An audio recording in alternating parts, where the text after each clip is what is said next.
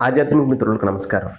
చాలామంది ఈ కేచరి ముద్ర కోసం విపరీతంగా ప్రయత్నం చేసేవాళ్ళు ఉన్నారు. వాళ్ళల్లో నాకు పరిచయమైనటువంటి వాళ్ళల్లో కూడా వాళ్ళకి ఆ కొంచెం టెక్నిక్‌కి సంబంధించినటువంటి విషయం కొంచెం గైడ్ చేస్తే చాలు. ఎందుకంటే 2, 3 డేస్‌లో పడిన వాళ్ళున్నారు. ఆ గైడ్ చేసిన తర్వాత 1 మంత్‌లో, 15 డేస్‌లో పడిపోయిన వాళ్ళు కూడా ఉన్నారు.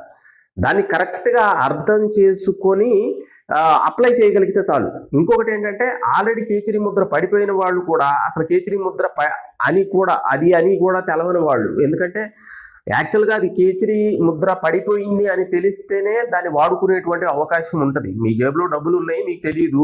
మీరు బజార్‌కెళ్లారు. ఎళ్ళినప్పుడు ఏదైనా వస్తువులు కొనాలి అంటే డబ్బులు లేవు అనుకుంటారు. నిజానికి డబ్బులు ఉన్నాయి అని తెలిస్తేనే కదా వాడుకునే అవకాశం ఉంటది. ఒక వస్తువుకు సంబంధించి గాని, విషయానికి సంబంధించి గాని, దానికి సంబంధించినటువంటి జ్ఞానం అది ఉంది, అది అలా పనిచేస్తుంది అనేటువంటి విషయం తెలిస్తే దాన్ని వాడుకునేటువంటి అవకాశం ఉంటుంది.